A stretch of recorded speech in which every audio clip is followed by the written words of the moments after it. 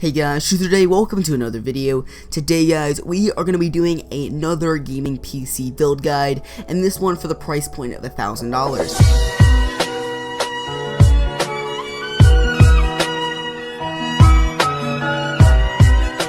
Now this is a very important build because the last time I did it at $1,000 price point, this is the first time that I've done a price point for a second time, was almost a year ago, and that video is now way out of date to be taking a look at, and that goes for any other PC build guide on the market. If it's even 3 months late, like 3 months in the past, then at this point it's just way out of date. So you should be looking at newer build guides because, well, it's way out of date. So today guys, we're going to be revisiting the $1,000 price point when it comes to PC gaming. Okay guys, let's get right into the build with the CPU. Now, for the CPU, I went with a Intel Core i5-6500. It's not an overclockable CPU, sadly. It's not unlocked, which is very disappointing for some people. So you could opt to go with an i5-6500K or even go with an i7-6700.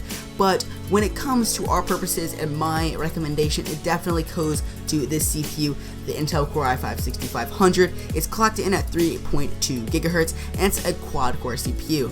It only costs $199.99. Shipping is free, by the way, and that is just a great deal. Personally, I feel for this CPU, you'll be able to do everything that you want. It's not gonna bottleneck your GPU. And also at the same time, you'll be able to easily edit videos, you'll be able to do animation, you'll be able to do almost anything that you really need to do that requires a lot of CPU power. And this is definitely one of the most recommendable CPUs for a mid-range build. Now, next up, the motherboard. For the motherboard, I went with the Gigabyte GA B150M DS3H. Beautiful naming scheme, Gigabyte, just beautiful. There's nothing else to say there, just beautiful. And it is a micro ATX board. It is using the LGA 1151 socket, and it comes in at $69.99. There's a $10 mail rebate though for it, so I do recommend you go ahead and use that, and that drops the price down to $59.99. There is $5.39 shipping, which is really odd that it's just like that weird number. Anyway guys, that brings the price up again to $65.38. Now this motherboard is not really anything crazy to really talk about. It's got a max RAM amount of 64 gigabytes. It's got 4 different slots, and yeah, nothing else really crazy going on. No SLI support, obviously. No Crossfire support. It's got 6 SATA connectors, which run at 6 gigabytes per second. It's got onboard Ethernet, which is standard at this point in the game, and onboard USB 3.0 headers, which is nice at this price point. Besides that, there's nothing really else to talk about the motherboard, so let's move on to the RAM. For the RAM, I went with G-Skill NT series 16 gigabytes to 8 gigabyte 6. This is DDR4 memory, and it runs at 2133. Now, this is a steal, coming in at only $59.99, which is amazing considering the fact that I spent $32 on a single stick of 8 gigabyte DDR3 memory that runs at 1600 megahertz, which is just crazy to think about what a deal this is, and I wish I could run DDR4 memory. I'm working on upgrading, guys. I'm working on it, but for now, there's nothing I can really do. By the way, guys, there is an XPS 15 review in the works. I'm working on getting that, and that should be coming out in the next couple of weeks. I just wanted to let you know, as well as an unboxing. I know it's a little bit late to the whole party, but I just wanted to let you guys know that's something to keep excited for. Anyway guys, let's move on with the build. For storage, I went with 2 different options, either going with an SSD or with a spinning hard drive. Actually, I didn't go with either. I went with both. I don't know what I'm saying right now, but yeah, I went with a combination SSD and spinning hard drive. So yeah, so for the SSD, I went with the SanDisk Z400S, and this is a 256 gigabyte. Now this is a 2.5 inch solid state drive, and it's not crazy fast. It's not going to be crazy fast speeds, but it's definitely going to be faster than your spinning hard drive. And what that means is you're going to be able to put all your Windows, maybe some of your favorite games, your favorite programs, I don't know, put some Sony Vegas on there, put some Battlefield 4 on there, your Windows, just basic stuff that you use a lot and requires a ton of loading time and a lot of processing power. So definitely something to think about looking at. And yeah, some people aren't really huge about solid state drives. I'm personally not a huge fan of solid state drives. I have a solid state drive. I just don't see the major benefit. Yeah, I boot up slightly quicker, but okay, yeah, that 20-30 seconds doesn't really matter because I just turn my PC on and walk away, get something to eat, whatever, and that really doesn't bother me. This piece of solid state drive comes in at $69.53, and that's a pretty good deal, I'd say, for an SSD. Again, not a huge SSD fan, but if you guys want SSD, I highly recommend this one.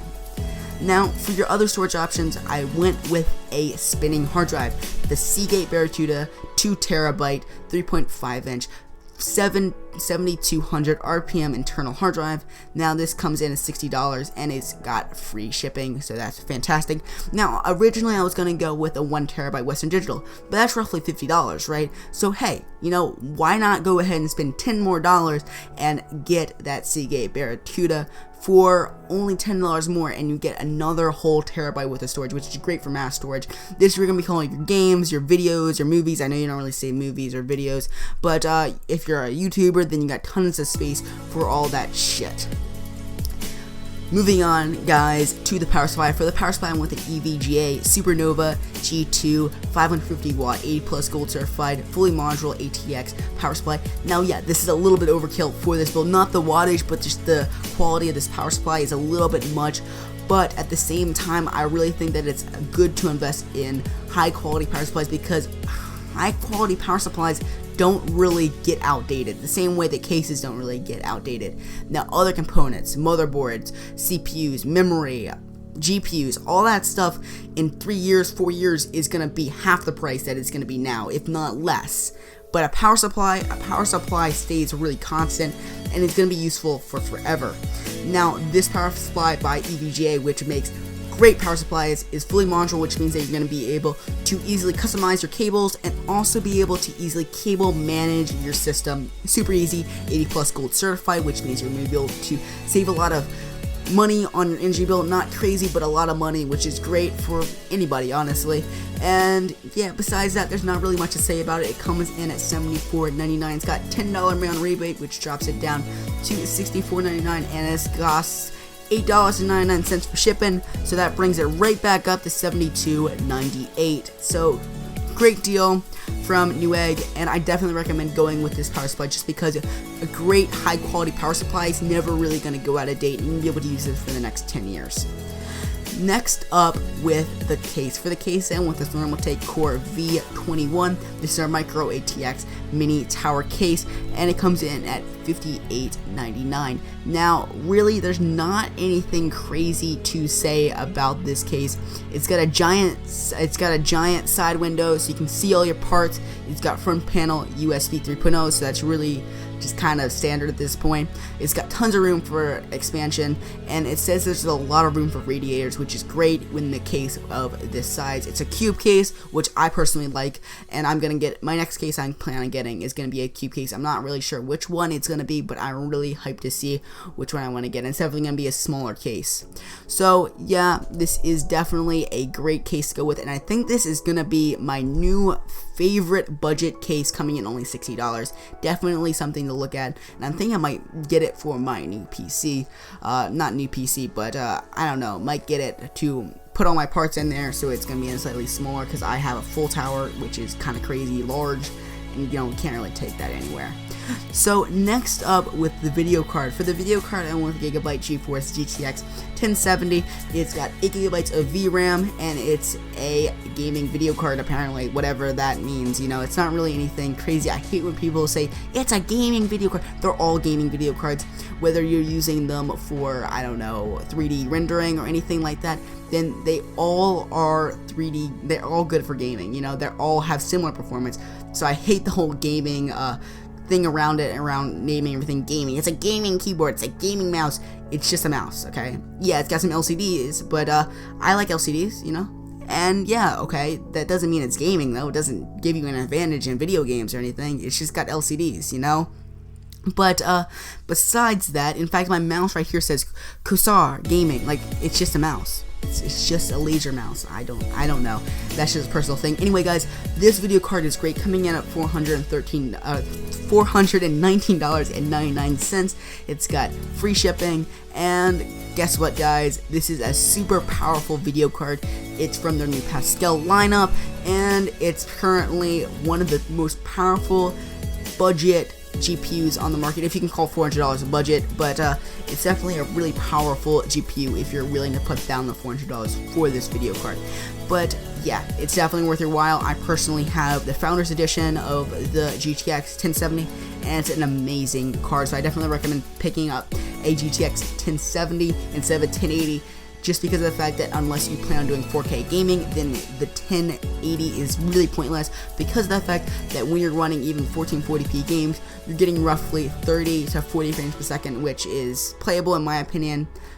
And definitely, and that's obviously on ultra settings, all your details on, just really high performer, obviously. And then 1080p, you just fucking blow it out of the water. You're gonna be able to play everything above 60 frames per second easily. And yeah, besides that, there's not really anything much to say after that. It's an amazing card. Go look up some benchmarks if you really want to see more about this card. But overall, the Gigabyte GeForce GTX 1070 8GB model just blows every other video card out of the water in terms of price and power. So guys, coming to our conclusion, for the base total, we have a total of $1,013.47. We have mail-in rebates of $20, and we have $13.38 shipping. That brings us to a total of $1,006.85. Overall, a great bill, just over $1,000. And by the time you guys probably watch this, even in like a week, this is probably gonna drop just below that, maybe. I don't know. It all depends on the deals. Anyway, guys, thank you for watching. The total estimated wattage is 313 wattage, and guys, this is gonna be a complete destroyer when it comes to gaming.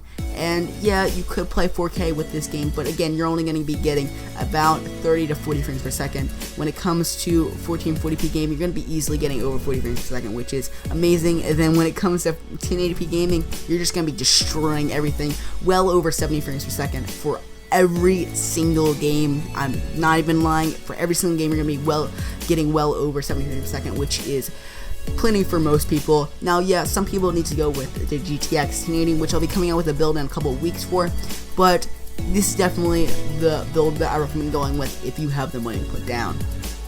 So thank you guys for watching, and I'll see you guys in the next video. The PC part picker link thing will be in the description, so you guys can check that out, because I love the PC part picker website, because you just put your hardware and you get the cheapest price all over the internet. Whoever created this website is just a true genius. Thank you guys for watching, and I'll see you guys in the next video. Bye.